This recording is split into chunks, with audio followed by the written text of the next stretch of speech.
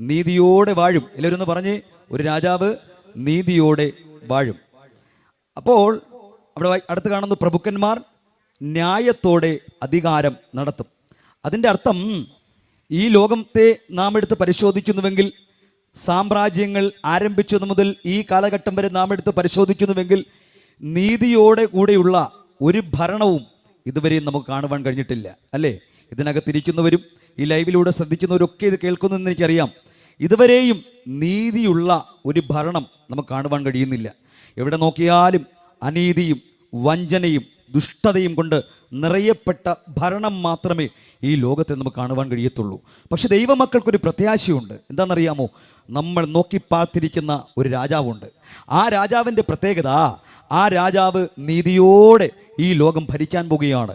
ആ പ്രത്യാശയുള്ളവർ കരമുയർത്തി കർത്താവിനെ സ്തുതിച്ച് ഈ വിഷയത്തെ ആസ്പദമാക്കിയാണ് അല്പസമയം നമ്മൾ ഒരുമിച്ച് പഠിക്കാൻ പോകുന്നത്. വളരെ പ്രാർത്ഥനയോടുകൂടി ആയിരിക്കാം. പുതിയ നിയമത്തിലെ 27-ാമത്തെ പുസ്തകമെന്നറിയപ്പെടുന്ന വെളിപ്പാട് പുസ്തകം 13-ാം അധ്യായം 1-ാം വാക്യം മുതൽ 4-ാം വാക്യം വരെയും, പഴയ നിയമത്തിലെ 27-ാമത്തെ പുസ്തകമെന്നറിയപ്പെടുന്ന ദാനിയേൽ പ്രവാചകന്റെ പുസ്തകം 7-ാം അധ്യായം 3-ാം വാക്യം മുതൽ 7-ാം വാക്യം വരെയും നാം എടുത്ത് പരിശോധിക്കുന്നുവെങ്കിൽ, അവിടെ വ്യത്യസ്തങ്ങളായിരിക്കുന്ന വ്യത്യസ്ത മുഖമുള്ള 4 ജീവികളെക്കുറിച്ച് നമുക്കവിടെ വായിക്കുമ്പോൾ പഠിക്കുവാൻ കഴിയുന്നുണ്ട്. അത് എല്ലാം വ്യാഖ്യാനിപ്പാൻ ഇന്ന് രാത്രി എൻ്റെ മുൻപിൽ സമയമില്ല.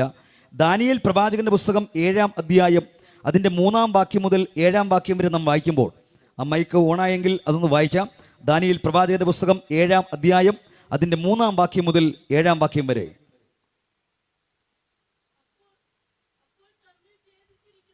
വേറെ ഒരു മൈക്ക് കൊടുക്കുക.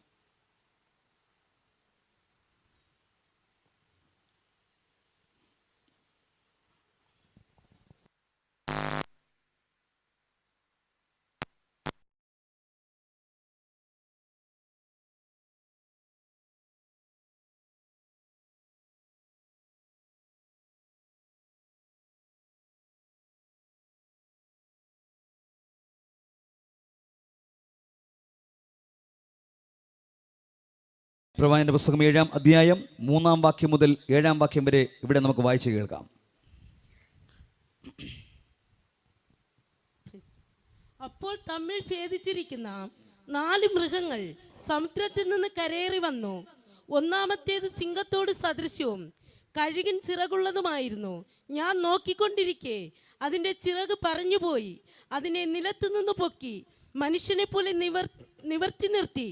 അതിന് മാനുഷ്യ ഹൃദയവും കൊടുത്തു. രണ്ടാമത് കരടിയോട് സദൃശമായ മറ്റൊരു മൃഗത്തെ കണ്ടു. അതൊരു പാർശ്വം ഉയർത്തിയും വായിൽ പല്ലിൻ്റെ ഇടയിൽ 3 വാരിയല് കടിച്ചു പിടിച്ചും കൊണ്ട് നിന്നു. അവർ അതിനോട്, എഴുന്നേറ്റ് മാംസം ധാരാളം തിന്നുക എന്ന് പറഞ്ഞു. പിന്നെ പുള്ളിക്ക് സദൃശ്യമായ മറ്റൊന്നിനെ കണ്ടു. അതിൻ്റെ മുതുകത്ത് പക്ഷിയുടെ 4 ചിറകുണ്ടായിരുന്നു. മൃഗത്തിന് 4 തലയും ഉണ്ടായിരുന്നു. അതിന് ആധിപത്യവും ലഭിച്ചു. രാത്രി ദർശനത്തിൽ ഞാൻ പിന്നെയും ഘോരവും ഭയങ്കരവും അതിബലവുമായുള്ള 4ാമതൊരു മൃഗത്തെ കണ്ടു. മതി. കരം ഉയർത്തി കർത്താവിനെ സ്തുതിച്ചേ. സന്തോഷത്തോടെ അടുത്തിരിക്കുന്നവർ കരം കൊടുത്ത് ഒന്ന് ചിരിച്ചുകൊണ്ട് ചോദിച്ച്, സുഖമായിരിക്കുന്നു എന്ന്.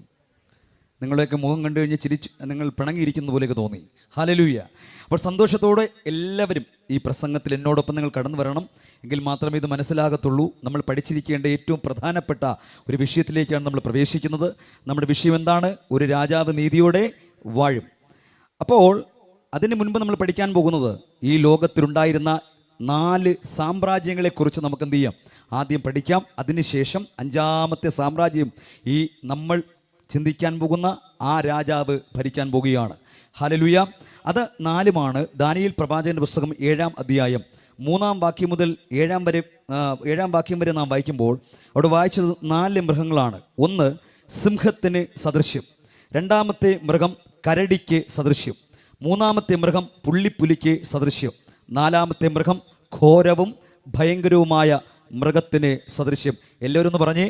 1ാമത്തെ മൃഗം സിംഹത്തിന് സദൃശ്യം, 2ാമത്തെ മൃഗം കരടിക്ക് സദൃശ്യം, 3ാമത്തെ മൃഗം പുള്ളിപ്പുലിക്ക് സദൃശ്യം, 4ാമത്തെ മൃഗം ഘോരവും ഭയങ്കരവുമായ മൃഗം. ഇത് 4 ആദ്യം ഞാൻ നിങ്ങളുമായി ഷെയർ ചെയ്യുവാൻ ആഗ്രഹിക്കുന്നത്. ലോകത്തിലെ 1ാമത്തെ സാമ്രാജ്യം എന്നറിയപ്പെടുന്ന ബാബിലോൺ സാമ്രാജ്യം. ആ ബാബിലോൺ സാമ്രാജ്യത്തെയാണ് ഒന്നാമത്തെ മൃഗമാകുന്ന സിംഹത്തിന് സദൃശ്യമായി വേദപുസ്തകത്തിൽ രേഖപ്പെടുത്തിയിരിക്കുന്നത്. ദാനിയേൽ പ്രവാചകന്റെ പുസ്തകം 2-ാം അധ്യായം 31-ാം വാക്യത്തിൽ വായിക്കുമ്പോൾ അവിടെ ഒരു ബിംബത്തെ നമുക്ക് കാണുവാൻ കഴിയുന്നു. അത് തല തങ്കം കൊണ്ടും. അത് ഞാൻ അധികമായി വ്യാഖ്യാനിക്കുന്നില്ല, കാരണം ഇതൊരു ക്ലാസ് അല്ല, ഇതൊരു കൺവെൻഷൻ പ്രസംഗമായതുകൊണ്ട് ഞാൻ ആ റൂട്ടിലേക്ക് പ്രവേശിക്കുന്നില്ല. അപ്പോൾ ഒന്നാമത്തെ മൃഗം നിങ്ങൾക്കെല്ലാവർക്കും ഒരു കൊച്ചു കുട്ടിക്ക് വരെ മനസ്സിലാകുന്ന രീതിയിലാണ് ഇന്ന് രാത്രി ഇത് ഞാൻ സംസാരിപ്പാൻ ആഗ്രഹിക്കുന്നത്. സിംഹത്തിന് സദൃശ്യം എന്താണ്? ലോകത്തിലെ ഒന്നാമത്തെ സാമ്രാജ്യം എന്നറിയപ്പെടുന്ന ബാബിലോൺ സാമ്രാജ്യം ഇന്ന് ഇറാഖ് എന്നാണ് അറിയപ്പെടുന്നത്. അപ്പോൾ ഈ ബാബിലോൺ സാമ്രാജ്യത്തിൻ്റെ സ്ഥാപകൻ ആരാന്ന് ചോദിച്ചാൽ, ഉൽപ്പത്തി പുസ്തകം 10-ാം അധ്യായം അതിൻ്റെ 8-ാം വാക്യം മുതൽ 10 വരെ വായിക്കുമ്പോൾ, സമയമില്ലാത്തതുകൊണ്ട് ഞാൻ വായിപ്പിക്കുന്നില്ല. ഉൽപ്പത്തി പുസ്തകം 10-ാം അധ്യായം അതിൻ്റെ 8-ാം വാക്യം മുതൽ 10-ാം വാക്യം വരെ നാം വായിക്കുമ്പോൾ, ലോകത്തിലെ ഒന്നാമത്തെ സാമ്രാജ്യം എന്നറിയപ്പെടുന്ന ബാബിലോൺ സാമ്രാജ്യത്തിൻ്റെ സ്ഥാപകൻ നിമ്രോദാണ്. ആ നിമ്രോദ് ഭൂമിയിലെ ആദ്യത്തെ വീരനായിരുന്നു എന്ന് നമുക്ക് കാണുവാൻ കഴിയുന്നു. BC 492 ലോക സാമ്രാജ്യങ്ങളിൽ ഒന്നാമത്തെ സാമ്രാജ്യം എന്നറിയപ്പെടുന്ന ബാബിലോൺ സാമ്രാജ്യം സ്ഥാപിക്കപ്പെട്ടത്. ഈ ബാബിലോൺ സാമ്രാജ്യത്തിൻ്റെ സ്ഥാപകൻ ഞാൻ പറഞ്ഞു ആരാണ്? ഭൂമിയിലെ ആദ്യത്തെ വീരൻ എന്നറിയപ്പെടുന്ന നിമ്രോദാണ് ലോകത്തിലെ ഒന്നാമത്തെ സാമ്രാജ്യം എന്നറിയപ്പെടുന്ന ബാബിലോണിൻ്റെ സ്ഥാപകൻ. അവർക്കൊരു പ്രത്യേകതയുണ്ട്, അവർ ശക്തന്മാരായിരുന്നു. ഒന്നാമത്തെ സാമ്രാജ്യം സിംഹത്തിന് തുല്യമെന്ന് പറയുമ്പോൾ അധികാരത്തെയും ശക്തിയെയും കാണിക്കുന്ന ഒരു മൃഗമാണ് സിംഹമെന്ന് പറയുന്നത്. ഇതുപോലെ അധികാരവും ശക്തിയുമുള്ള ഒരു സാമ്രാജ്യമായിരുന്നു ബാബിലോൺ സാമ്രാജ്യം. അതിൻ്റെ അർത്ഥം അവർ എന്ത് വിചാരിച്ചാലും അല്ലെങ്കിൽ അവരെന്ത് ആഗ്രഹിച്ചാലും അത് ഉടനടി നടത്തുവാൻ കരുത്തരായിരുന്നു ബാബിലോൺ സാമ്രാജ്യം. Praise the Lord. അങ്ങനെ അവിടെ എന്താ സംഭവിച്ചതെന്നറിയാമോ?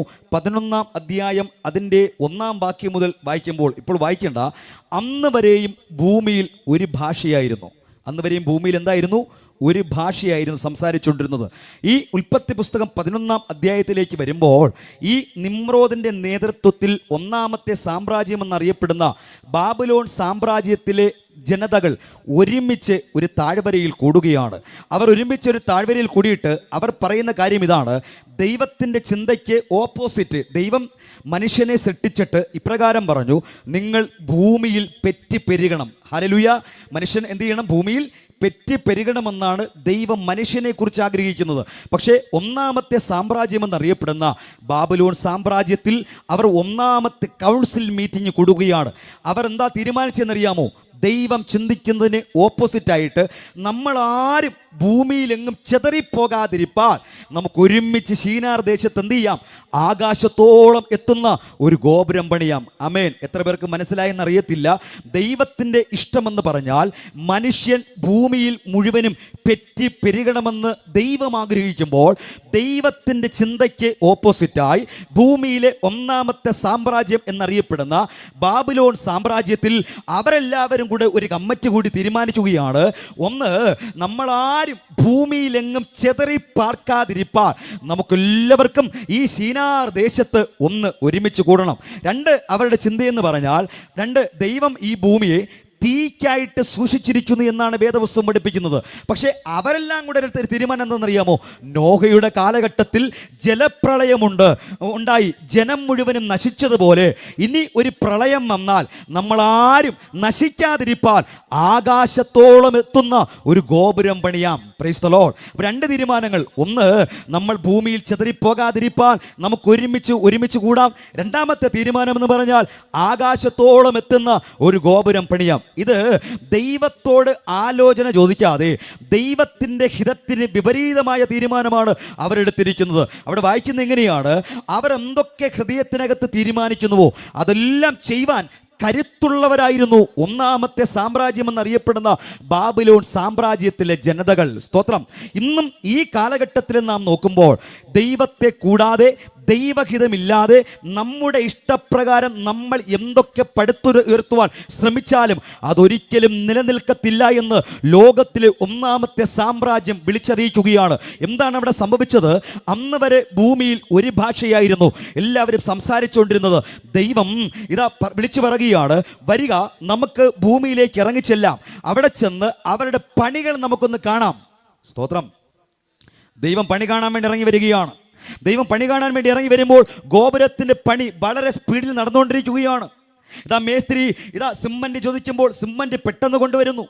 അടുത്ത് മറ്റൊരു പണിക്കാരൻ ഇഷ്ടിക കൊണ്ടുവരാൻ പറയുമ്പോൾ ഇഷ്ടിക വേഗത്തിൽ കൊണ്ടുവരുന്നു. അങ്ങനെ പണികൾ വളരെ വളരെ സ്പീഡിൽ നടന്നുകൊണ്ടിരിക്കുമ്പോൾ ഒന്നാമത് ദൈവം ചെയ്തതെന്താണെന്നറിയാമോ? അവരുടെ ഭാഷയെ ദൈവം കലക്കി. കരമുയർത്തി കർത്താവിനെ സ്തുതിച്ചേ. ഭാഷയെ കലക്കിയപ്പോൾ കട്ടയെടുത്തോണ്ട് വരാൻ പറയുന്നവൻ ചുറ്റിക എടുത്തോണ്ട് വരികയാണ്. കാരണം അവന് മനസ്സിലാകുന്നില്ല. അടുത്ത് വെള്ളം കൊണ്ടുവരാൻ വേണ്ടി ആ മേസ്ത്രി വിളിച്ചു പറയുമ്പോൾ അവൻ സിമന്റ് എടുത്തുകൊണ്ട് വരികയാണ്. കാരണം ഇവർക്കാർക്കും തമ്മിൽ എന്ത് ചെയ്യുന്നില്ല, ഒന്നും മനസ്സിലാകുന്നില്ല. ദൈവം ഭാഷയെ കലക്കി. അതിൻ്റെ അർത്ഥം ദൈവഹിതമല്ലാതെ നമ്മുടെ യുക്തിക്ക് നമ്മുടെ ഇഷ്ടത്തിന് എന്തൊക്കെ നമ്മൾ പടുത്തുയർത്തുവാൻ തീരുമാനിച്ചാലും അതെല്ലാം അസ്തമിപ്പിക്കുന്നവനാണ് ദൈവം. ഇന്ന് രാത്രി കരമുയർത്തി കർത്താവിനെ നന്നായിട്ടൊന്ന് സ്തുതിച്ചേ. Hallelujah, hallelujah. അങ്ങനെ ലോകത്തിലെ ഒന്നാമത് സാമ്രാജ്യം എന്നറിയപ്പെടുന്ന ബാബിലോൺ സാമ്രാജ്യം സ്ഥാപിക്കുന്ന സമയം തന്നെ അവർ ദൈവത്തിൻ്റെ ആലോചന കൂടാതെ അവരുടെ ഇഷ്ടപ്രകാരം ചില തീരുമാനങ്ങൾ എടുത്തു എങ്കിലും ദൈവം അതിനെ തകർത്ത് കളഞ്ഞു. എന്നിട്ടും ആ ബാബിലോൺ സാമ്രാജ്യം മന്ദഗതിയിൽ മുന്നോട്ട് പോകുകയായിരുന്നു.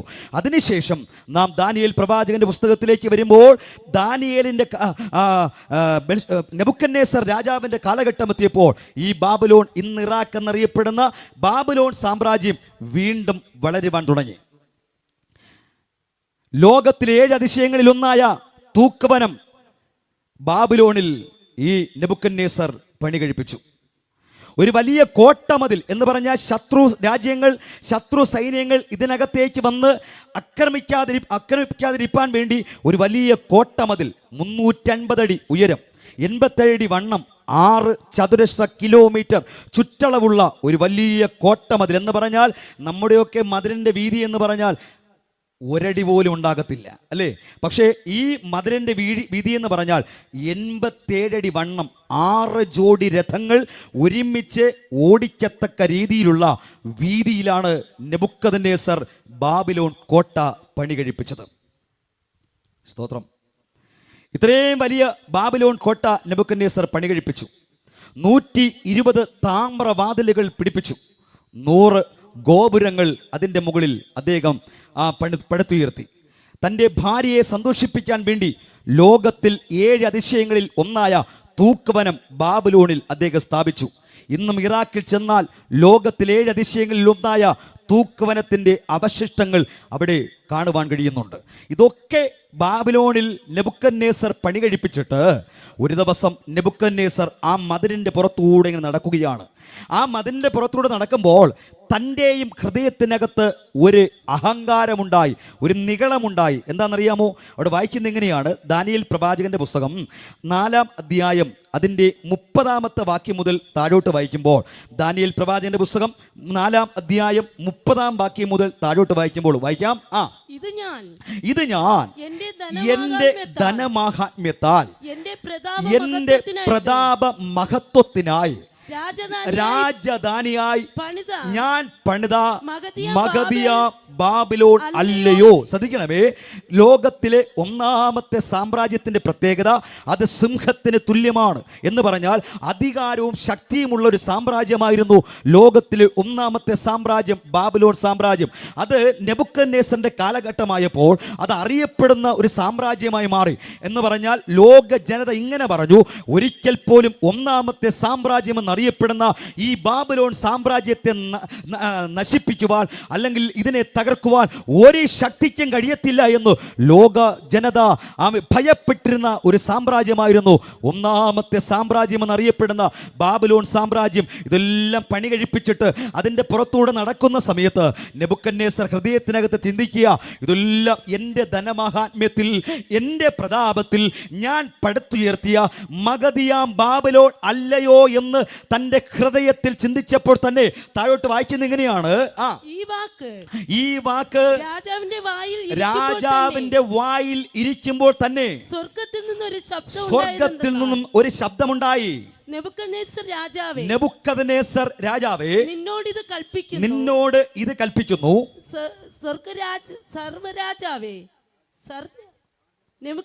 രാജത്വം നിന്നെ വിട്ട് അതല്ലേ രാജ്യത്വം നിന്നെ വിട്ട് നീങ്ങി, രാജ്യത്വം നിന്നെ വിട്ട് നീങ്ങിയിരിക്കുന്നു. നിന്നെ മനുഷ്യരുടെ ഇടയിൽ ദേ നിന്ന് കണ്ടോ, ലോകത്തിലെ ഒന്നാമത് സാമ്രാജ്യം എന്നറിയപ്പെടുന്ന, സിംഹത്തിന് തുല്യമായി കരുത്തോടെ മുന്നേറിക്കൊണ്ടിരുന്ന, ലോകത്തിലെ 7 അതിശയങ്ങളിൽ ഒന്നായ തൂക്കുവരം വരെ പണി കഴിപ്പിച്ച ആ നെബൂഖദ്നേസർ രാജാവിൻ്റെ ഹൃദയത്തിനകത്ത് ഇതെല്ലാം എൻ്റെ കഴിവ് കൊണ്ടാണ്, എൻ്റെ മിടുക്ക് കൊണ്ടാണ്, ദൈവത്തിന് ഒരു സ്ഥാനവുമില്ലാതെ താൻ അവിടെ ഉയരുവാൻ ശ്രമിച്ചപ്പോൾ സർവശക്തനായ ദൈവം പറയുക, രാജ്യത്വം നിന്നെ വിട്ട് നീങ്ങിയിരിക്കുന്നു. അവിടെ താഴോട്ട് വായിക്കുമ്പോൾ കാണുന്ന എങ്ങനെയാ, ആ വാക്ക് തൻ്റെ ഹൃദയത്തിൽ ഇരിക്കുമ്പോൾ തന്നെ അവൻ്റെ ശരീരത്തിലെ രോമങ്ങൾ പക്ഷിയുടെ രോമം പോലെയായി, അവൻ്റെ നഖങ്ങൾ പക്ഷിയുടെ നഖം പോലെയായി.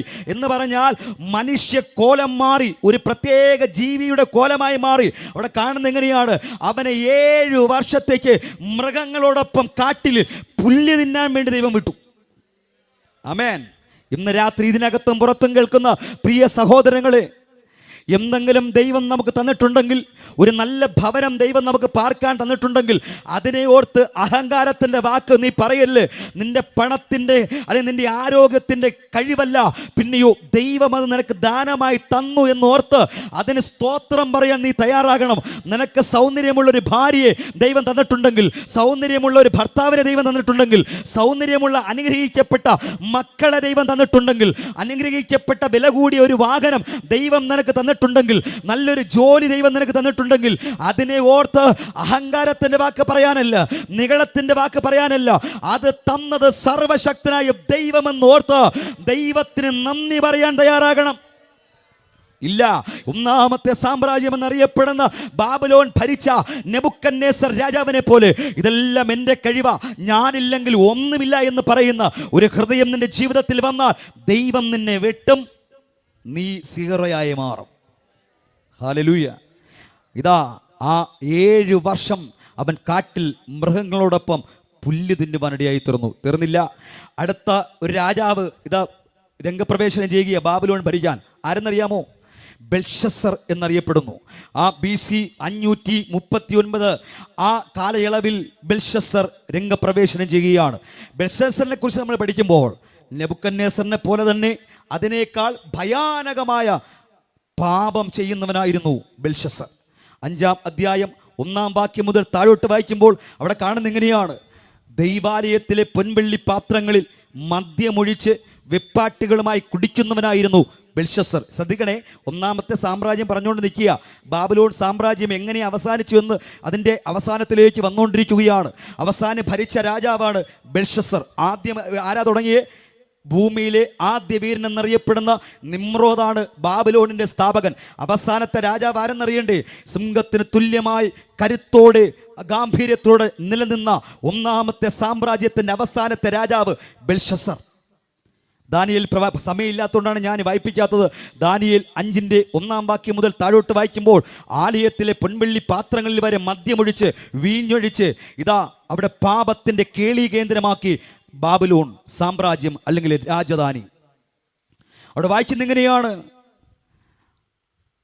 അവിടെ ഞാൻ നേരത്തെ പറഞ്ഞു 100 താമ്രവാതിലുണ്ട് ബാബിലോൺ കോട്ടയിൽ. ഈ 100 താമ്രവാതിൻ്റെ പ്രത്യേകത, അത് പ്രഭാതത്തിൽ തുറക്കുകയും പ്രദോഷത്തിൽ അടയ്ക്കുകയും ചെയ്യും.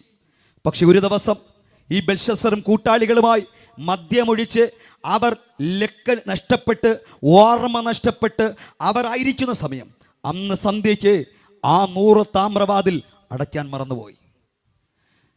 അവരിങ്ങനെ പാപം ചെയ്തുകൊണ്ടിരിക്കുമ്പോൾ ചുവരിലൊരു കൈയെഴുത്ത് വന്നു, മെനെ മെനെ തെക്കേൽ ഊഫ്രസിൻ. അതിൻ്റെ അർത്ഥം, നിന്നെ ഞാൻ കുറവുള്ളവനായി കണ്ടിരിക്കുന്നു, നിന്റെ രാജ്യത്വത്തിൻ്റെ അവസാനം ഇവിടെയാണ്. അമേൻ. വ്യാഖ്യാനിപ്പാൻ സമയമില്ലാത്തതുകൊണ്ട് അടുത്ത സാമ്രാജ്യങ്ങൾ പറയണം, ഒരു രാജാവ് നീതിയോടെ ഉള്ള ഭരണം പറയണം. അതുകൊണ്ട് ഞാൻ പെട്ടെന്ന് അങ്ങ് പറഞ്ഞു തീർത്തെന്ന് മാത്രമേ ഉള്ളൂ. ആ എഴുത്ത് കണ്ടപ്പോൾ തന്നെ അവിടെ വായിക്കുന്ന എങ്ങനെയാണ്, ബെൽഷസ്സറിൻ്റെ ആരായുടെ ഏപ്പ് ആടി. കണ്ടോ, ഒന്നാമത്തെ സാമ്രാജ്യം സിംഹത്തിന് തുല്യരായി ഞങ്ങളെ ജയിപ്പാൻ ആരുണ്ടെന്ന് ലോകത്തെ വെല്ലുവിളിച്ചവൻ്റെ അരയുടെ ഏപ്പാടി. അന്ന് രാത്രി ഇതാ മേദ്യ പർസ്യക്കാർ എന്നറിയപ്പെടുന്ന 2 കൂട്ടർ ഒരുമിച്ച് ആ താമ്രവാതിൽ കൂടെ അകത്തേക്ക് പ്രവേശിച്ചു. അവിടെ വായിക്കുന്ന ഇങ്ങനെയാണ്, അന്ന് രാത്രി ബെൽഷസ്സർ കൊല്ലപ്പെട്ടു, ലോകത്തിലെ 1-ാമത് സാമ്രാജ്യം എന്നറിയപ്പെടുന്ന ബാബിലോൺ സാമ്രാജ്യം അസ്തമിച്ചു. നാം ദാനിയേൽ പ്രവാചകന്റെ പുസ്തകത്തിൽ വായിച്ചു. ഒന്നാമത്തെ മൃഗം സിംഹം, അത് ബാബിലോൺ സാമ്രാജ്യം. രണ്ടാമത്തെ മൃഗം അവിടെ വായിക്കുന്നത് എങ്ങനെയാണ്? കരടിക്ക് തുല്യം. ഒരു പാർശ്വം അല്പം താഴ്ത്തി, ഒരു പാർശ്വം അല്പം ഉയർത്തിയാണ് ഈ കരടിയുടെ വരവ്. അതിൻ്റെ അർത്ഥം രണ്ടുപേർ ഒരുമിച്ച കയറിയ രണ്ട് ഗ്രൂപ്പ്. ആരൊക്കെ? മേദ്യരും പാർസ്യരും. അവരിൽ ഒരു ഗ്രൂപ്പിന് വളർച്ചയുണ്ടായിരുന്നു, മറ്റേ ഗ്രൂപ്പിന് വളർച്ചയില്ലായിരുന്നു. അതും ഞാൻ അധികം വ്യാഖ്യാനിപ്പാൻ ആഗ്രഹിക്കുന്നില്ല. മൂന്നാമത്തെ സാമ്രാജ്യം എന്നറിയപ്പെടുന്നത് പുള്ളിപ്പുലിക്ക് സദൃശ്യമാണ്, അല്ലേ? 6-ാം വാക്യത്തിൽ കാണുന്നത് ഇങ്ങനെയാണ്: പുള്ളിപ്പുലിക്ക് സദൃശ്യം. ഇത് ഗ്രീക്ക് സാമ്രാജ്യത്തെ കാണിക്കുന്നു. സ്തോത്രം, സ്തോത്രം. ഗ്രീക്ക് സാമ്രാജ്യത്തിൽ ഭരിക്കാൻ വേണ്ടി പുള്ളിക്ക് സമനായി മാസ്ലോണിയക്കാരനായിരിക്കുന്ന 22 വയസ്സുള്ള ഒരു ചുറുചുറുക്കുള്ള ചെറുപ്പക്കാരൻ ഇതാ രംഗപ്രവേശനം ചെയ്യുകയാണ്. ഹല്ലേലൂയ. അദ്ദേഹത്തിൻ്റെ പേര് നമുക്കെല്ലാവർക്കും അറിയാം, അലക്സാണ്ടർ. 22 വയസ്സുകാരനായിരിക്കുന്ന ചുറുചുറുക്കുള്ള പുള്ളിപ്പുലിക്ക് സമനായിരിക്കുന്ന അലക്സാണ്ടർ ചക്രവർത്തി മൂന്നാമത്തെ സാമ്രാജ്യം എന്നറിയപ്പെടുന്ന ഈ ഗ്രീസ് സാമ്രാജ്യം ഭരിക്കുവാൻ വേണ്ടി അദ്ദേഹം രംഗപ്രവേശനം ചെയ്തു. അദ്ദേഹത്തിൻ്റെ പ്രത്യേകത ഇതാണ്: അത് പുള്ളിപ്പുലിയെ പോലെ കൗശലമുള്ള, വക്രതയുള്ള, നിഗളമുള്ള ഒരു വ്യക്തിയായിരുന്നു ഈ അലക്സാണ്ടർ ചക്രവർത്തി. ലോകത്തെ കിടുകിടാ വിറപ്പിച്ചൊരു ചക്രവർത്തിയായിരുന്നു അലക്സാണ്ടർ ചക്രവർത്തി. ഇന്ത്യൻ മഹാസമുദ്രത്തിന്റെ തീരത്ത് കടന്നു വന്ന് കൈക്കൊമ്പിളിൽ വെള്ളമെടുത്തിട്ട് ഇങ്ങനെ വിളിച്ചു പറഞ്ഞു: ഹേ മഹാസമുദ്രമേ, നീയും ഒരു സാമ്രാജ്യമായിരുന്നുവെങ്കിൽ നിന്നെയും എൻ്റെ കൈക്കൊമ്പിളിൽ ഒതുക്കുമായിരുന്നു എന്ന് പറഞ്ഞാൽ, പുള്ളിപ്പുലിയെ പോലെ മറ്റുള്ളവർക്ക് ഭയം തോന്നുന്നത് പോലെ ഈ ഗ്രീക്ക് സാമ്രാജ്യത്തിൻ്റെ വളർച്ച, അല്ലെങ്കിൽ ഈ അലക്സാണ്ടർ ചക്രവർത്തി എന്ന് കേൾക്കുമ്പോൾ തന്നെ ആൾക്കാരുടെ മുട്ടുകൾ കൂട്ടിമുട്ടുമായിരുന്നു. അതിൻ്റെ അർത്ഥം ഗ്രീസ് സാമ്രാജ്യക്കാർ ഇങ്ങനെ പറഞ്ഞു: ഈ അലക്സാണ്ടർ ചക്രവർത്തി ഞങ്ങളെ ഭരിക്കാൻ വേണ്ടി വന്നു, ഈ ഗ്രീസിനെ നശിപ്പിക്കുവാൻ, ഈ ഗ്രീസ് സാമ്രാജ്യത്തിന് ഇനി ഒരിക്കൽ പോലും ഒരു അവസാനം ഉണ്ടാകത്തില്ല എന്ന് അവരും അഹങ്കാരത്തിൻ്റെ വാക്ക് പറഞ്ഞു. സ്തോത്രം. പക്ഷേ വെറും 10 വർഷം മാത്രമേ അലക്സാണ്ടറിന് ഭരിക്കാൻ കഴിഞ്ഞുള്ളൂ. ലോകത്തെ കിടുകിടാ വിറപ്പിച്ചു, ലോകത്തെ മുൾമുനയിൽ നിർത്തി, ലോക സാമ്രാജ്യങ്ങളെ വെട്ടിപ്പിടിച്ചു, ലോകത്തുള്ളവരെ കിടുകിടാ വിറപ്പിച്ചു. പക്ഷേ 10 വർഷം 32-ാമത്തെ വയസ്സിൽ 40 വേശ്യകളുമായി ഒരു സ്വിമ്മിംഗ് പൂളിൽ കുളിക്കുകയാണ്. അദ്ദേഹവും പാപത്തിൻ്റെ കേളീകേന്ദ്രമായിരുന്നു. അന്ന് രാത്രി തൻ്റെ ശരീരം ചൂടാകാൻ തുടങ്ങി, ജലദോഷം വന്നു, അത് പനിയായി മാറി, തൻ്റെ ശരീരം വിറയ്ക്കാൻ തുടങ്ങി. വിദഗ്ധന്മാരായ ഡോക്ടർമാർ വന്നു ഈ അലക്സാണ്ടർ ചക്രവർത്തിയെ ചികിത്സിപ്പാൻ തുടങ്ങി. അവസാനം ഡോക്ടർമാരെല്ലാം കൈമലർത്തി ലോകത്തെ കിടുകിടാ വിറപ്പിച്ച ലോക സാമ്രാജ്യങ്ങളിൽ മൂന്നാമത്തെ സാമ്രാജ്യം എന്നറിയപ്പെടുന്ന ഈ 10 വർഷം കൊണ്ട് തന്നെ ലോകം അറിയപ്പെടുന്ന ഒരു സാമ്രാജ്യമായി വളർന്ന ഈ സാമ്രാജ്യത്തിൻ്റെ ചക്രവർത്തി അലക്സാണ്ടർ ഇതാ പനി കൂടി, ഡോക്ടർമാരെല്ലാം കൈവിട്ടു. അവസാനം അലക്സാണ്ടർ ചക്രവർത്തിക്ക് ഒരു കാര്യം ബോധ്യമായി: ലോക സാമ്രാജ്യങ്ങളെല്ലാം ഞാൻ വെട്ടിപ്പിടിച്ചു, പക്ഷേ ഈ രോഗത്തിൽ നിന്നും എനിക്ക് മുക്തി പ്രാപിപ്പാൻ കഴിയത്തില്ല, ഞാൻ മരിച്ചു പോകുമെന്ന് അലക്സാണ്ടർ മനസ്സിലാക്കിയിട്ട് കാസാണ്ടർ എന്നറിയപ്പെടുന്ന തൻ്റെ ഭൃത്യനെ അടുക്കൽ വിളിച്ചിട്ട് ഇങ്ങനെ പറഞ്ഞു: കാസാണ്ടറെ, ഞാൻ മരിക്കും. മരിച്ചു കഴിയുമ്പോൾ ഒരു വിലാപയാത്ര ഉണ്ടാകുമല്ലോ. ആ വിലാപയാത്രയിൽ എന്നെ കൊണ്ടുപോകുന്ന ശവമഞ്ചത്തിന് 2 സൈഡിലും ഓരോ ഹോളിട്ടിട്ട് എൻ്റെ കരം പുറത്തേക്കിട്ടിട്ട് ഇങ്ങനെ നീ വിളിച്ചു പറയണം, സാമ്രാജ്യങ്ങളിൽ ആ ലോകത്തോട് ഇങ്ങനെ വിളിച്ചു പറയണം: അലക്സാണ്ടർ ഒന്നുമില്ലാത്തവനായി വന്നു, ഇതാ ഒന്നുമില്ലാത്തവനായി പോകുന്നു. പ്രിയ സ്നേഹിത, ഈ ലോകത്തിൽ നീ എന്തെല്ലാം വെട്ടിപ്പിടിച്ചാലും, ഈ ലോകത്തിൽ എന്തെല്ലാം നേടിയാലും, ഈ ലോകം വിട്ട് നീ പോകുമ്പോൾ ഒരു പിടി മണ്ണ് പോലും നീ കൊണ്ടുപോകത്തില്ല. ഞാൻ എല്ലാ പ്രസംഗങ്ങളിലും മിക്ക സ്ഥലങ്ങളിലും പറയാറുണ്ട്, അനേക ശവസംസ്കാര ശുശ്രൂഷയിൽ നമ്മളെല്ലാവരും പങ്കെടുക്കുന്നവരാ. പക്ഷെ ഒരു ശവപ്പെട്ടിയുടെ പുറത്തും ഒരു അതിരുകല്ല് ഇതുവരെയും വെച്ചിരിക്കുന്നത് നമ്മളാരും കണ്ടിട്ടില്ല. ഒരു ശവപ്പെട്ടിയുടെ പുറത്തും ഒരു വസ്തുവിൻ്റെ പ്രമാണം ഇരിക്കുന്നത് നമ്മളാരും കണ്ടിട്ടില്ല.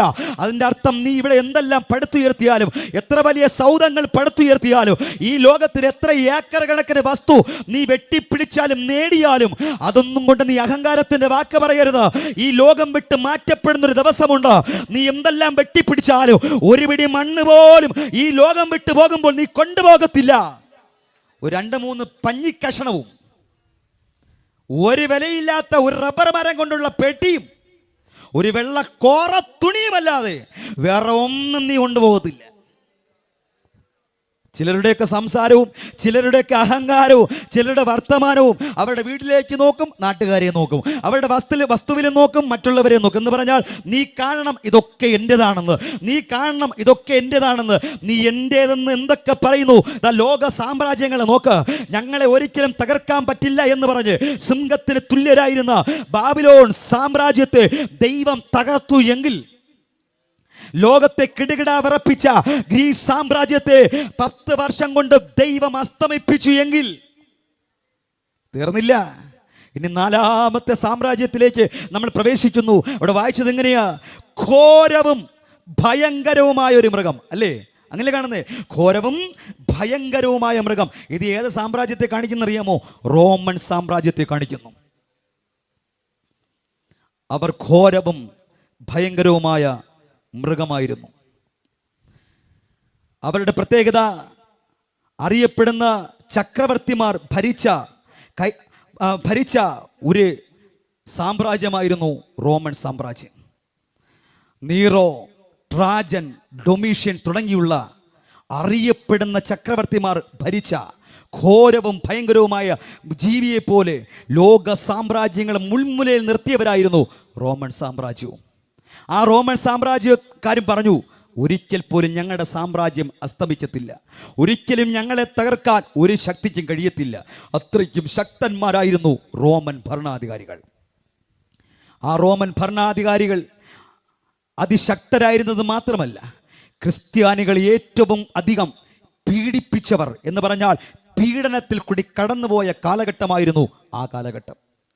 പാപം പിടിച്ച ക്രിസ്ത്യാനികളെ മെഴുകി ശീലകൾ പൊതിഞ്ഞ് വലിയ മൈതാനയിൽ ആയിരക്കണക്കിന് ആൾക്കാർ നോക്കി നിൽക്കെ അവരെ കത്തിച്ചു കൊന്നു. അനേക വിശക്കുന്ന പാമ്പുകളുടെയും തേളുകളുടെയും കൂട്ടിൽ ക്രിസ്തു ഭക്തന്മാരെ റോമൻ സാമ്രാജ്യം വലിച്ചെറിഞ്ഞു കൊന്നുകളഞ്ഞു. അനേക ക്രിസ്ത്യാനികളെ വൃക്ഷക്കൊമ്പുകളിൽ കെട്ടിത്തൂക്കി വലിച്ചു കീറി കൊന്നുകളഞ്ഞു. അനേക ക്രിസ്ത്യാനികളെ ഓടുന്ന രഥത്തിൻ്റെ പുറകിൽ കെട്ടിയിട്ട് വലിച്ചഴച്ച് കൊന്നുകളഞ്ഞു. അനേകരെ അഗ്നിക്കിരയാക്കി, അനേകരെ തലകീഴായി ക്രൂശിച്ചു കൊന്നു. യേശു ക്രിസ്തുവിൻ്റെ കൂടെ നടന്ന 12 ശിഷ്യന്മാരിൽ 11 ശിഷ്യന്മാരെയും ആ റോമൻ സാമ്രാജ്യം എന്ത് ചെയ്തു? രക്തസാക്ഷികളാക്കി. എന്ന് പറഞ്ഞാൽ അവരെ കൊന്നുകളഞ്ഞു. കൂടെ നടന്ന, അല്ലെങ്കിൽ സ്നേഹത്തിൻ്റെ അപ്പോസ്തലൻ എന്നറിയപ്പെടുന്ന യോഹന്നാനെയും അവർ ഡൊമീഷ്യൻ ചക്രവർത്തിയുടെ കാലഘട്ടത്തിൽ ഒരു വാർപ്പ് തിളപ്പിച്ച് എണ്ണ എടുത്തിട്ട് അതിനകത്തേക്കിട്ട് വറുത്തു കൊല്ലാൻ വേണ്ടി ശ്രമിച്ചു. പക്ഷേ മറ്റൊരു വാർപ്പ് കൊണ്ട് മൂടി കുറച്ച് കഴിയുമ്പോൾ അത് പൊക്കിയെടുക്കുമ്പോൾ ബജി പൊങ്ങിയിരിക്കുന്നത് പോലെ ഭക്തൻ പൊങ്ങിയിരിക്കുമെന്ന് അവർ കരുതി. പക്ഷേ റോമൻ സാമ്രാജ്യത്തെ പരാജയപ്പെടുത്തിക്കൊണ്ട് വെള്ളത്തിൽ കിടക്കുന്നത് പോലെ ഇതാ യോഹന്നാൻ യേശു ക്രിസ്തുവിൻ്റെ മാർവിൽ ചാരിയ അപ്പോസ്തലൻ ഒരു പോറൽ പോലും ഇല്ലാതെ തിളച്ച എണ്ണയ്ക്കകത്ത് ഇതാ അവൻ ഇരിക്കുമ്പോൾ ഡൊമീഷ്യൻ ചക്രവർത്തിയുടെ കോപം തീർന്നില്ല. അവിടെ നിന്ന് എവിടേക്ക് നാട് കടത്തി എന്നറിയാമോ? പസ്മോസ് ദ്വീപിലേക്ക് ആ യോഹന്നാനെ നാട് കടത്തി. ഞാൻ എപ്പോഴും പറയാറുണ്ട്, ഇതാ റോമൻ ഗവൺമെൻറ് അവരുടെ ഇമ്പീരിയൻ കഥക് അവനെ പുറത്താക്കിയിട്ട് യോഹന്നാനെതിരായി അടയ്ക്കപ്പെട്ടപ്പോൾ ഇതാ സ്വർഗത്തിലെ വാതിൽ യോഹന്നാൻ അനുകൂലമായി ദൈവം തുറന്നു. Praise the Lord. ഇതാ പസ്മോസിൻ്റെ ഏകാന്തത എന്ന് പറഞ്ഞാൽ ചെറിയ കാര്യമൊന്നുമല്ല. കൊലപാതകന്മാരെ, ക്രൂരന്മാരെ ഇതാ കൊല്ലുവാൻ വേണ്ടി അയക്കപ്പെടുന്ന ഒരു ദ്വീപ പസ്മോസ് ദ്വീപ്. അവിടെ കഴുകന്മാരും അല്ലെങ്കിൽ ഘോര മൃഗങ്ങളുമുള്ള ഒരു ദ്വീപാണ്. അസ്ഥികൾ കൊണ്ട് നിറയപ്പെട്ടിരിക്കുന്ന ദ്വീപാണ് പസ്മോസ് ദ്വീപ്. വിഷമുള്ളുകൾ കൊണ്ട് നിറയപ്പെട്ട അതിൻ്റെ ഗന്ധം ശ്വസിക്കുമ്പോൾ തന്നെ മരണപ്പെടുന്ന ദ്വീപാണ് പസ്മോസ് ദ്വീപ്. ഈ യോഹന്നാനെ അങ്ങോട്ട് അയക്കപ്പോൾ ഈ ഡൊമീഷ്യൻ ചക്രവർത്തി വിചാരിച്ചു, ഇതോടുകൂടെ യോഹന്നാൻ അവസാനിക്കുകയാ, ഇതോടുകൂടെ യോഹന്നാൻ തീരുകയാണെന്ന് പറഞ്ഞ് അങ്ങോട്ട് അയച്ചു. പക്ഷെ എന്താ സംഭവിച്ചെന്നറിയാമോ? അവിടെ ചെന്ന് വീഴുമ്പോൾ സാധാരണ വരുന്നത് പോലെ അവിടെ മൃഗങ്ങൾ വന്ന് അവൻ്റെ മാംസത്തെ പറിച്ചെടുത്തില്ല, കഴുകന്മാർ വന്ന് അവൻ്റെ കണ്ണിനെ കൊത്തിപ്പറിച്ചില്ല. പിന്നെയോ സ്വർഗം യോഹന്നാന് വേണ്ടി തുറക്കപ്പെട്ടു. സ്തോത്രം. ഇന്ന് രാത്രി ഇതിനകത്തിരിക്കുന്നവർ, പുറത്ത് കേൾക്കുന്നവർ, ചില വാതിലുകൾ നിനക്കെതിരായി കൊട്ടിയടയ്ക്കപ്പെടുമ്പോൾ, ചില വാതിലുകൾ നിനക്ക് വിരുദ്ധമായി എതിരായി വിരോധമായി കൊട്ടിയടയ്ക്കപ്പെടുമ്പോൾ ദൈവത്തെ സ്നേഹിക്കുന്ന ഒരു വ്യക്തിയാണ് നീ എങ്കിൽ സ്വർഗം നിനക്ക് വേണ്ടി തുറക്കാൻ പോകുക. ആമേൻ. സ്വർഗം നിനക്ക് വേണ്ടി തുറക്കാൻ പോകുക. ചില ദൈവത്തിന്റെ ശബ്ദം ദൈവം നിന്നെ കേൾപ്പിക്കാൻ പോകുക. ഇതോടുകൂടി അവസാനിച്ചു, ഇതോടുകൂടെ തീർന്നു. നിന്റെ തലമുറ ഇനി ഒരിക്കൽ പോലും നീ ആഗ്രഹിക്കുന്നത് പോലെ അനുഗ്രഹത്തിലേക്ക് മടങ്ങി വരികയില്ല. നീ ആഗ്രഹിക്കുന്നത് പോലെ നിന്റെ ജീവിതത്തിൽ നന്മ ഉണ്ടാകത്തില്ല. നീ ആഗ്രഹിക്കുന്നത് പോലെ നിനക്ക് നല്ല ഭാവി ഉണ്ടാകത്തില്ല എന്ന് ഒരു ഭാഗത്ത് പിശാച് വാതിലുകൾ കൊട്ടിയടയ്ക്കപ്പെടുമ്പോൾ നീ ദൈവത്തെ സ്നേഹിക്കുന്ന ഒരു ദൈവത്തിന്റെ പൈതലെങ്കിൽ ദൈവം തന്നെ സ്നേഹിക്കുന്നവർക്ക് വേണ്ടി ഒരുക്കിയിട്ടുള്ളത്, ഒരു കണ്ണ് കണ്ടിട്ടില്ലാത്തത്, ഒരു ചെവി കേട്ടിട്ടില്ലാത്തത്, ഒരു ഹൃദയത്തിൽ തോന്നിയിട്ടില്ലാത്തത് ഇന്ന് രാത്രി ഇതിനകത്തോ പുറത്തും കേൾക്കുന്ന ദൈവത്തിന്റെ മക്കളെ, നീ ഒരിക്കൽ പോലും പ്രതീക്ഷിക്കാത്ത ചില വാതിലുകൾ സർവശക്തനായ ദൈവം നിനക്ക് വേണ്ടി തുറക്കപ്പെടാൻ പോകുന്നു എന്ന് പരിശുദ്ധാത്മാവ് ചിലരെ നോക്കി പ്രവചനാത്മാവിൽ ഇന്ന് രാത്രി വിളിച്ചു പറയുക. ഹല്ലേലൂയ. സ്വർഗം നമുക്ക് വേണ്ടി തുറക്കും. റോമൻ ഗവൺമെന്റിന്റെ ഇമ്പീരിയൻ ഗേറ്റ് ഇതാ യോഹന്നാന് വിരുദ്ധമായി അടയ്ക്കപ്പെട്ടപ്പോൾ സ്വർഗത്തിലെ ഗേറ്റ് യോഹന്നാന് അനുകൂലമായി തുറന്നു. എന്താ സംഭവിച്ചെന്നറിയാമോ? അവിടെ കടന്ന് അയ്യോ അയ്യോ എന്നുള്ള വിളിയല്ല, പിന്നെയോ സ്വർഗത്തിലുള്ള ശബ്ദം കേട്ടു. അവിടെ കടന്ന് എഴുതപ്പെട്ട കണ്ട ദർശനമാ വെളിപ്പാട് പുസ്തകം. ഹല്ലേലൂയ. അതിനുശേഷം പൂർണ്ണ വാർദ്ധക്യത്തിൽ തിരിച്ചു വന്നതിന് ശേഷം എഴുതപ്പെട്ട പുസ്തകമാ 1 യോഹന്നാൻ, 2 യോഹന്നാൻ, 3 യോഹന്നാൻ. ഞാൻ അങ്ങനെ ഘോരവും ഭയങ്കരവുമായ ജീവി എന്നറിയപ്പെടുന്ന ഈ റോമൻ സാമ്രാജ്യം വളരെ ശക്തന്മാരായി ക്രൈസ്തവരെ പീഡിപ്പിച്ച് അവിടെ കൊളോസ്യത്തിൽ ഇങ്ങനെ എഴുതി വെച്ചിട്ടുണ്ട്, ക്രിസ്ത്യാനികൾ മൃഗങ്ങൾക്കെന്ന്. ഇങ്ങനെ ശക്തന്മാരായി മുന്നോട്ട് പോകുമ്പോൾ എന്താ സംഭവിച്ചെന്നറിയാമോ? അവർ 400 വർഷമാണ് ഭരിച്ചത്. അവരുടെ അവസാനം എന്നാ സംഭവിച്ചെന്നറിയാമോ? അവർ അവസാനമായി ഒരു നിരപരാധിയെ, ഒരു നീതിമാനെ എതിരായി അവർ എഴുന്നേറ്റു. നമുക്കെല്ലാവർക്കും അറിയാം ആർക്കെതിരായിട്ടാ? യേശു ക്രിസ്തുവിനെതിരായിട്ട്. അവരിങ്ങനെ വിളിച്ചു പറഞ്ഞു, ബറബ്ബാസിനെ വിട്ടുതരിക, യേശുവിനെ ക്രൂശിക്കുക. കണ്ടോ, അവർ ശക്തന്മാരാണ്. അവരെന്ത് പറയോ അതുപോലെ അനുസരിക്കുന്നവരാ ജനം. അവർ ശക്തന്മാരായ അവർ ഇങ്ങനെ വിളിച്ചു പറഞ്ഞു, ബറബ്ബാസിനെ ഞങ്ങൾക്ക് വിട്ടുതരിക, ഈ യേശു ക്രിസ്തുവിനെ ക്രൂശിക്കാം. കൈസർമാരെന്ന് പറഞ്ഞാൽ ജനം കിടുകിടാ വിറയ്ക്കും. അത്രയും ശക്തന്മാരായിരുന്നു റോമൻ സാമ്രാജ്യത്തിലെ കൈസർമാർ. അവരൊരു കാര്യം പ്രഖ്യാപിച്ചാൽ അവർ ജനം അതനുസരിച്ച് പറ്റൂ. ഇതാ യേശു കർത്താവിന്റെ ക്രൂശ് മരണത്തിന് വേണ്ടി അവർ വിട്ടുകൊടുത്തു. കൊലപാതകനായ പാപിയായ ബറബ്ബാസിനെ അവർ സ്വീകരിച്ചു. യേശു ക്രിസ്തു തൻ്റെ ആത്മാവിനെ പിതാവിൻ്റെ കരത്തിലേക്ക് ഏൽപ്പിച്ചു. മരിച്ചു കഴിഞ്ഞു. അടക്കം ചെയ്യുന്ന സമയത്ത് ശ്രദ്ധിച്ചോണേ, അവൻ്റെ അവസാനത്തെ നിമിഷത്തിലേക്ക് വന്നുകൊണ്ടിരിക്കുക. 4ാമത്തെ സാമ്രാജ്യം എപ്പോഴാണ് അവസാനിച്ചതെന്ന്. അവൻ്റെ അവസാനം എന്താ ചെയ്തെന്നറിയാമോ? യേശു ക്രിസ്തുവിനെ അടക്കം ചെയ്ത കല്ലറയിൽ റോമൻ ഗവൺമെന്റിന്റെ മുദ്രയെന്ന് പറഞ്ഞാൽ അത് വളരെ ശക്തിയുള്ള മുദ്രയാണ്. ആ മുദ്രയെ ഭേദിക്കാൻ ആർക്കും കഴിയത്തില്ല. യേശു ക്രിസ്തുവിന്റെ കല്ലറയുടെ പുറത്ത് ഒരു കല്ലുരുട്ടി വെച്ചിട്ട് കാവൽക്കാരെ നിർത്തിയത് മാത്രമല്ല, റോമൻ ഗവൺമെന്റിന്റെ മുദ്രയെ അവിടെ പതിപ്പിച്ചു. എൻ്റെ അർത്ഥം, ഘോരവും ഭയങ്കരവുമായിട്ടുള്ള ജീവിയെ പോലെ ശക്തന്മാരായി മുന്നേറുന്ന ഞങ്ങളെ ഭേദിച്ചുകൊണ്ട്, ഞങ്ങളെ തകർത്തുകൊണ്ട് ഒരു യേശു ക്രിസ്തുവിനും പുറത്തേക്ക് വരാൻ പറ്റില്ല, ഒരു യേശു ക്രിസ്തുവിന് ഉയർത്തെഴുന്നേൽക്കാൻ പറ്റില്ല എന്ന് അവൻ്റെ അവസാനത്തെ വെല്ലുവിളി മുഴക്കിക്കൊണ്ട് അവസാനത്തെ മുദ്ര കല്ലറയിൽ പതിപ്പിച്ചു. പക്ഷേ എൻ്റെ കർത്താവ് എന്താ ചെയ്തെന്നറിയാമോ? അവസാനം രാജാവായി വരാൻ പോകുന്നവരെ കുറിച്ച് പറയാൻ പോകുന്നത്, അതിൻ്റെ രാജ്യം സ്ഥാപിക്കാൻ പോകുന്നതിന് തൊട്ട് മുൻപ് അവൻ ചെയ്ത് എന്താണെന്നറിയാമോ? മരണത്തെയും പാതാളത്തെയും റോമൻ ഗവൺമെന്റിന്റെ ഇമ്പീരിയൻ മുദ്രയെ പൊട്ടിച്ച് അവൻ 3-ാം നാൾ ഉയർത്തെഴുന്നേറ്റു. 4ാമത്തെ സാമ്രാജ്യം എന്നറിയപ്പെടുന്ന, ഘോരവും ഭയങ്കരവും എന്നറിയപ്പെടുന്ന ലോക സാമ്രാജ്യങ്ങളെ മുൾമുളെ നിർത്തിയ 400 വർഷം അവരുടെ ആ റോമൻ സാമ്രാജ്യം അവിടെ അവസാനിച്ചു. അവരുടെ മുദ്രയെ പൊട്ടിച്ചുകൊണ്ട് എൻ്റെ കർത്താവ് ഉയർത്തെഴുന്നേറ്റു. ഇന്ന് രാത്രി ഇവിടെ വന്നിരിക്കുന്നത് റോമൻ ഗവൺമെന്റ് സാമ്രാജ്യത്തിന്റെ മക്കളല്ല, ബാബിലോൺ സാമ്രാജ്യത്തിന്റെ മക്കളല്ല, ഗ്രീസ് സാമ്രാജ്യത്തിന്റെ മക്കളല്ല, അലക്സാണ്ടറുടെ പ്രതിനിധികളല്ല. ഇന്ന് രാത്രി മരണത്തെയും പാതാളത്തെയും ജയിച്ച റോമ ഗവൺമെന്റിന്റെ ഇമ്പീരിയൻ മുദ്രയെ പൊട്ടിച്ച് ഇന്നും നമുക്ക് വേണ്ടി ജീവനോട് പിതാവിന്റെ വലത്തുഭാഗത്ത് പക്ഷപാതം ചെയ്തുകൊണ്ടിരിക്കുന്ന ആ യേശു ക്രിസ്തുവിന്റെ ആത്മാവാണ് നമ്മുടെ മേൽ വ്യാപരിക്കുന്നത്. അത് വിശ്വസിക്കുന്നവർ കരമുയർത്തി കർത്താവിനെ നന്നായിട്ട് സ്തുതിച്ച് റോമൻ സാമ്രാജ്യം അവസാനിച്ചു. അന്ന് കൈസർ എന്ന് പറഞ്ഞാൽ എല്ലാവർക്കും പേടിയാ. ഇന്ന് കൈസർ എന്ന് നിങ്ങളുടെ ആരുടെയെങ്കിലും മോനിട്ടിട്ടുണ്ടോ കൈസർ എന്ന്? നിങ്ങളുടെ ഇരിപ്പ് കണ്ടു കഴിഞ്ഞാൽ നിങ്ങളുടെ മക്കളുടെ പേര് കൈസർ എന്ന് തോന്നുന്നു. നമ്മളിന്ന് ഇടും നമ്മുടെ നായ്ക്ക് അല്ലേ കൈസറേ എന്ന് വിളിക്കുമ്പോൾ നമ്മുടെ മൂത്ത മകനല്ലേ ഓടി വരുന്നത്, പട്ടിയാണ് ഓടി വരുന്നത്. കണ്ടോ അവൻ്റെ അധപ്പതനം കണ്ടോ? അവന് അന്ന് ഘോരവും ഭയങ്കരവുമായ മൃഗമായിരുന്നപ്പോൾ കൈസർ എന്ന് കേൾക്കുമ്പോൾ ആൾക്കാർ ഇങ്ങനെ വിറയ്ക്കുമായിരുന്നു. ഇന്ന് കൈസർ എന്ന് കേൾക്കുമ്പോൾ നമുക്ക് പട്ടിയെ ഓർമ്മ വരുന്നത്. ഹല്ലേലൂയ. ഒരു സാമ്രാജ്യത്തെയും ഒരു ഘോരവും ഭയങ്കരവുമായ മൃഗത്തെ ഓർമ്മ വരത്തില്ല. അതാ എൻ്റെ ദൈവത്തിൻ്റെ ശക്തി. സമയമില്ലാത്തതുകൊണ്ട് ഞാൻ അവിടെ ക്ലോസ് ചെയ്തിട്ട് നമ്മുടെ കുറുവാക്യത്തിലേക്ക് വരികയാണ്. അടുത്തൊരു സാമ്രാജ്യം സ്ഥാപിക്കപ്പെടാൻ പോകുക. ഇന്ന് രാത്രി ഈ സുവിശേഷ യോഗത്തിൻ്റെ 2ാമത്തെ രാത്രി ഇത് ഞാൻ പ്രസംഗിക്കാൻ കാരണം എന്താണെന്നറിയാമോ? ഒന്ന്, ആ സാമ്രാജ്യത്തിലേക്ക് പ്രവേശിപ്പാൻ ആ സാമ്രാജ്യത്തിൻ്റെ പ്രത്യേകത എന്താണെന്നറിയണം. ആ ഭരിക്കുന്ന രാജാവിൻ്റെ പ്രത്യേകത അറിയണം. ആ ഭരണസമയം ഒരു രാജാവ് നീതിയോടെ ഭരിക്കും അല്ലേ?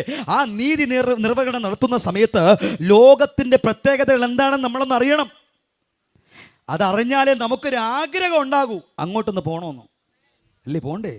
നിങ്ങളുടെ ഇരിപ്പ് കണ്ടിട്ട് പിന്നെ ഒരു കൺവെൻഷൻ കഴിഞ്ഞ് വീട്ടിൽ പോയി കിടന്ന് ഉറങ്ങിയാൽ മതി എന്നൊരാഗ്രഹം മാത്രമേ നിങ്ങളിൽ കാണുന്നുള്ളൂ. അങ്ങനെയൊന്നുമല്ല. ഹല്ലേലൂയ. ആമേ. കർത്താവ് സ്ഥാപിക്കാൻ പോകുന്ന നീതിയോടെ ഭരണം നടത്തുവാൻ പോകുന്ന ആ രാജ്യത്തിലേക്ക് ഇതിനകത്തിരിക്കുന്നവരും ഈ ലൈവിലൂടെ ശ്രദ്ധിക്കുന്നവരും ഈ ദേശത്തിൽ കേൾക്കുന്നവരെല്ലാം അതിനകത്തേക്കൊന്ന് പ്രവേശിക്കണം.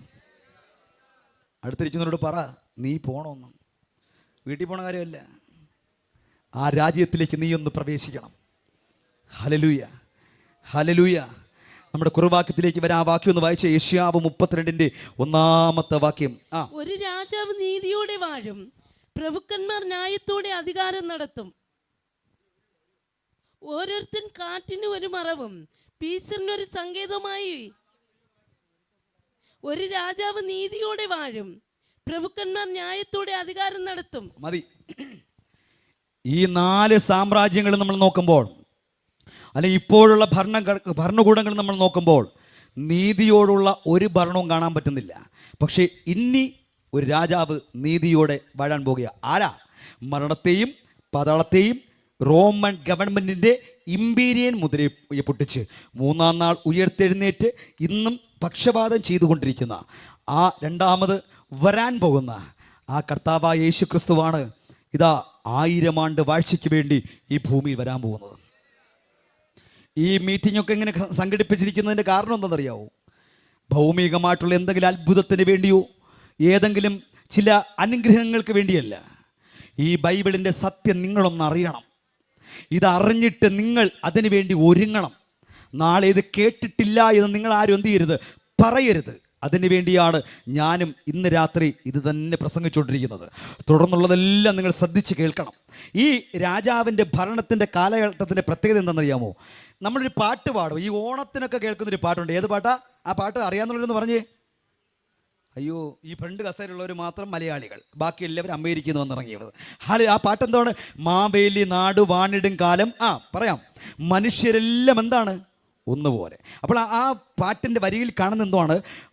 മാവേലി നാട് വാണിടുന്ന കാലമൊന്നല്ല, പിന്നെ എന്താണ്? വാണിടും കാലം.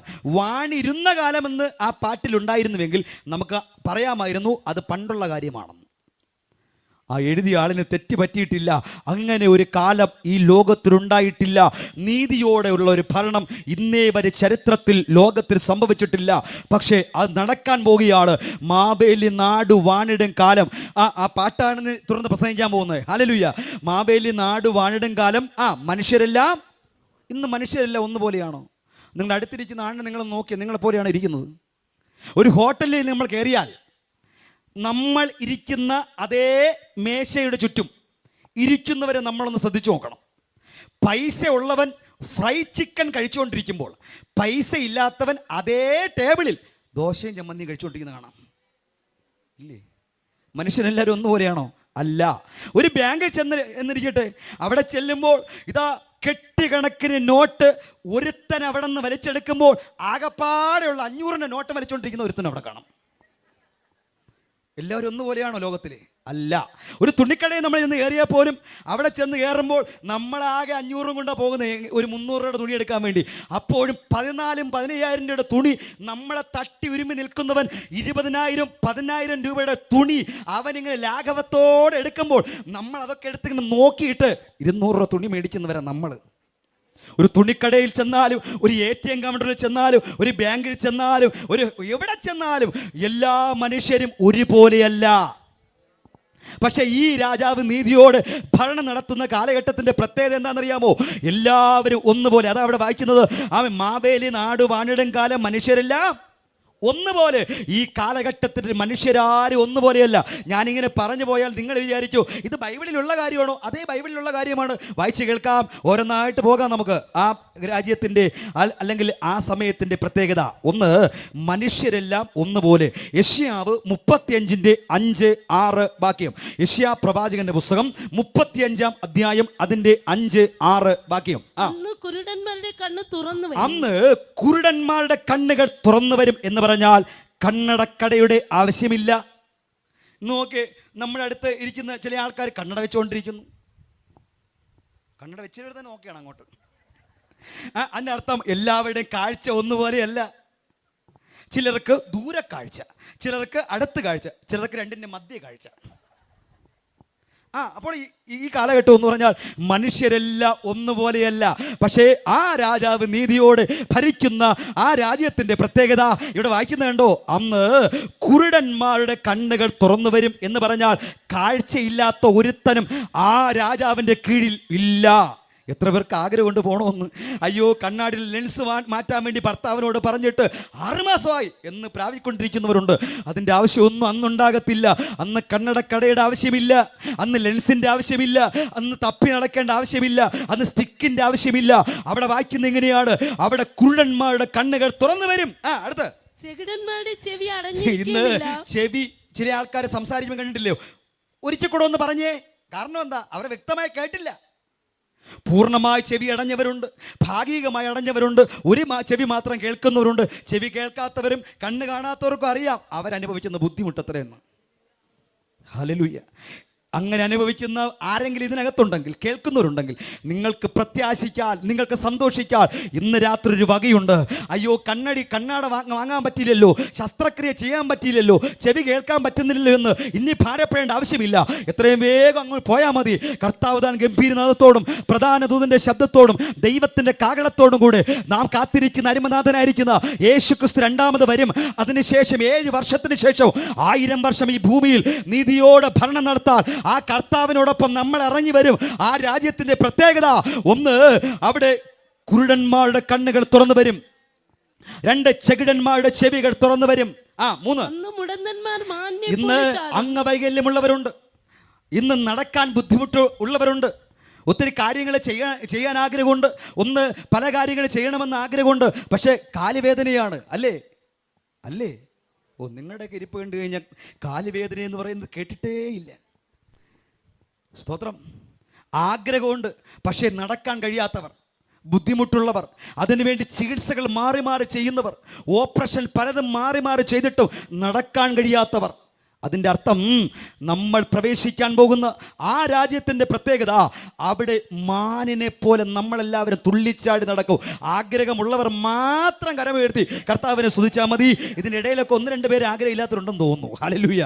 ഇന്ന് നമുക്ക് നടക്കാനോ നമ്മൾ ആഗ്രഹിച്ചതുപോലെ ഓടി ചാടാനൊന്നും പറ്റിയില്ലെങ്കിലും ഇവിടെ വായിക്കുന്നത് എങ്ങനെയാ? ഒരു രാജാവ് നീതിയോടെ ഭരണം നടത്താൻ വേണ്ടി വരുമ്പോൾ അന്ന് നമ്മൾ മാനിനെ പോലെ തുള്ളിച്ചാടി നടക്കും. അതിൻ്റെ അർത്ഥം മനുഷ്യരെല്ലാവരും ഒന്നുപോലെ. അടുത്തത്, സംസാരശേഷി ഇല്ലാത്തവരുന്നുണ്ട്. അവരുടെയും ഒരുപക്ഷെ ബന്ധുക്കൾക്കോ ചാർച്ചക്കാർക്കോ അവരെന്താണ് പറയുന്നതെന്ന് ആർക്കും മനസ്സിലാകത്തില്ല. അവരുടെ ദുഃഖം ഒരുപക്ഷെ ആർക്കും മനസ്സിലാകത്തില്ല.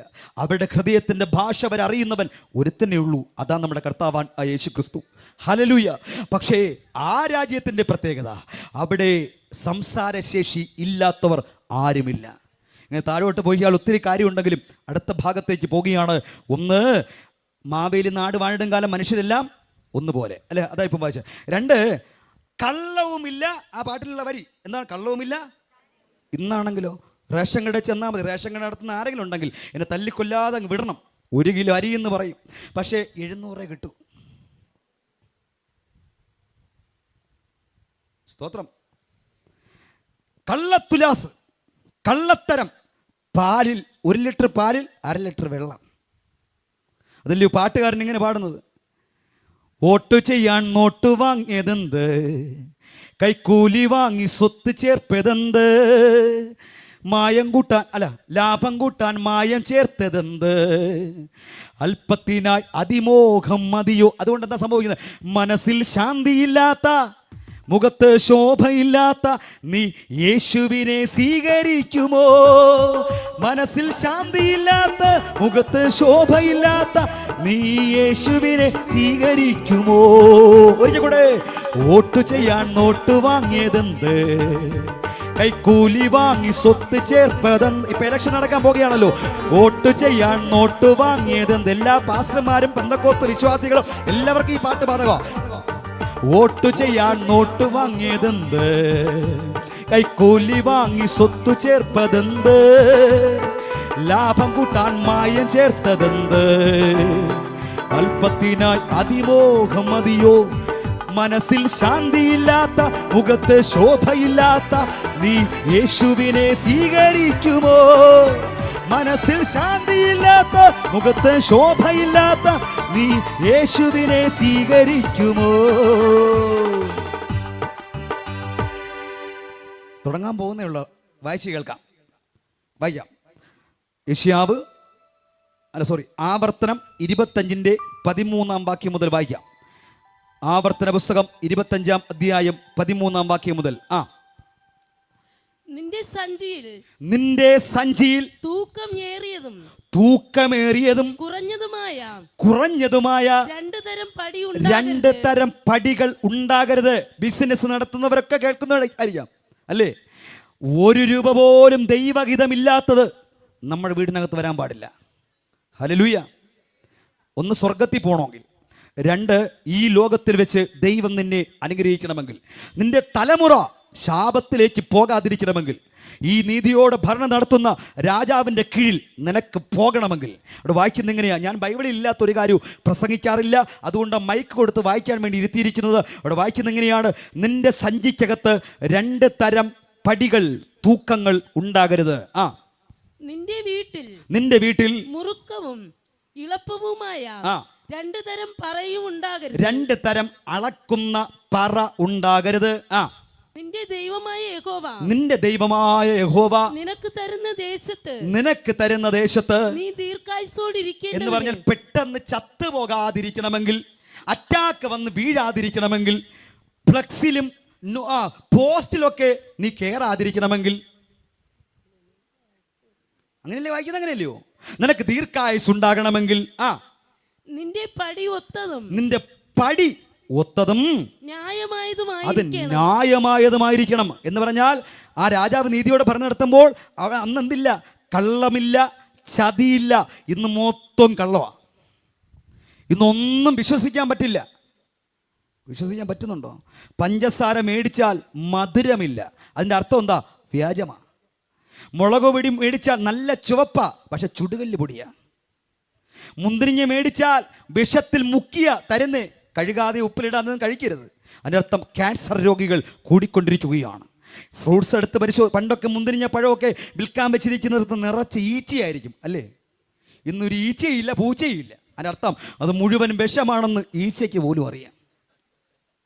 അതാണ് നമ്മൾ ഈ തട്ടിവിട്ട് ഉറിഞ്ചിറക്കിയിട്ട് വന്നിരിക്കുന്നത്. അതിൻ്റെ അർത്ഥം നമ്മൾ കഴിക്കുന്നതും നമ്മൾ കുടിക്കുന്നതും നമ്മൾ മേടിക്കുന്നതും എല്ലാം കള്ളത്തരവും ചതിയുമാണ്. അതിൻ്റെ അർത്ഥം ഈ ലോകമെന്ന് പറയുന്നത് നമ്മെ ചതിക്കുഴിക്കകത്തേക്ക് കൊണ്ടുപോയിക്കൊണ്ടിരിക്കുന്ന ഒരു കാലഘട്ടമാണ്. പക്ഷെ അവിടെ വായിക്കുന്ന എന്തുവാ? ഇപ്പം വായിച്ചതിന്റെ ബാക്കി വായിക്കാം. അങ്ങനെ തന്നെ നിന്റെ പറയും ഒത്തതും ന്യായവുമായിരിക്കണം. ഇത് പ്രസംഗിക്കുമ്പോൾ അയ്യോ നല്ലതായിരുന്നു എന്ന് കേട്ട് ചിരിച്ചുകൊണ്ട് പോകാനല്ല. നിന്റെ ജീവിതത്തിൽ എവിടെയെങ്കിലും കള്ളത്തരമുണ്ടെങ്കിൽ, എവിടെയെങ്കിലും ഇതുപോലെ ലാഭം കൂട്ടാൻ വേണ്ടി എവിടെയെങ്കിലും മായം ചേർക്കുന്ന അനുഭവം ഉണ്ടെങ്കിൽ, അതൊക്കെ ഇന്ന് രാത്രി തീരുമാനമെടുക്കണം. ഈ പ്രസംഗം കേൾക്കുമ്പോൾ ദൈവഹിതമില്ലാത്ത 1 രൂപ എനിക്ക് വേണ്ട. കാരണം ഈ ലോകത്തിൽ ഞാൻ എന്നും നിലനിൽക്കത്തില്ല. ഈ ലോകത്തിൽ ഒത്തിരി വർഷം ജീവിക്കേണ്ടവനല്ല. ഇത് കഴിഞ്ഞ് മറ്റൊരു രാജ്യത്തിലേക്ക് ഞാൻ പ്രവേശിക്കേണ്ടവനാ. ആ നീതി നിർവഹണം നടത്തുന്ന രാജാവിൻ്റെ കീഴിലേക്ക് എനിക്ക് പോകണമെങ്കിൽ ഈ ലോകത്തിൽ വെച്ച് ഞാനും നീതി പ്രവൃത്തികൾ ചെയ്യുന്നവനാകണം. വായിക്കതായിട്ട് ഈ വകയിൽ ആ അന്യായം ചെയ്യുന്നവനൊക്കെയും നിന്റെ ദൈവമായ യഹോവയ്ക്ക് വെറുപ്പാണെന്ന്. അതിനർത്ഥം ഈ കള്ളത്തരം കാണിച്ചിട്ട് കള്ളത്തൂക്കം നടത്തിയിട്ട് നീ എത്ര ഉപവസിച്ചാലും എത്ര പ്രാർത്ഥിച്ചാലും എത്ര നേർച്ചകൾ അർപ്പിച്ചാലും ഇനി എന്തെല്ലാം നീ ചെയ്താലും ഞാൻ വലിയ ക്രിസ്ത്യാനിയാണ്, പള്ളിയുടെ രജിസ്റ്റർ ബുക്കിൽ നിന്റെ പേരുണ്ടെങ്കിലും ഒരിക്കലും സ്വർഗത്തിൽ പോകത്തില്ല. ദൈവത്തിന് വെറുപ്പെന്നും. ദൈവത്തിന് വെറുപ്പാണെങ്കിൽ ദൈവം നമ്മളെ അനുഗ്രഹിക്കൂ? ഇല്ല. നമ്മുടെ പ്രാർത്ഥന ദൈവം കേൾക്കോ? ഒരിക്കലും ഇല്ല.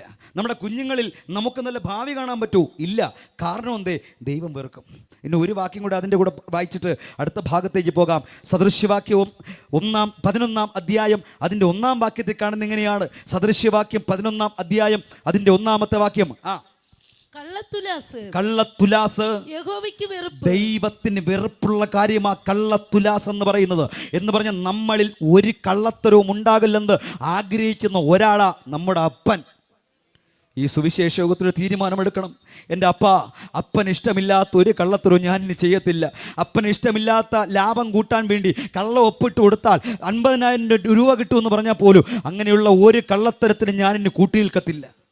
കൈയൊന്നും ഉയർത്തി പറയണ്ട, ഹൃദയത്തിൽ തീരുമാനമെടുക്കണം. അപ്പനുമായി നമുക്കൊരു ബന്ധം ഉണ്ടാകണം. അപ്പൻ്റെ ഇഷ്ട മകനായി ഇഷ്ട മകളായി ഈ സുവിശേഷ യോഗത്തിൽ നമ്മളൊന്ന് തീരണം. ഹല്ലേലൂയ. അപ്പോൾ മാവേലി നാട് വാഴിടുമ്പോൾ മനുഷ്യരെല്ലാവരും പോയായിരുന്നോ? മനുഷ്യരെല്ലാവരും ഒന്നുപോലെ. 2 അവിടെ കള്ളമില്ല, ചതിയില്ല.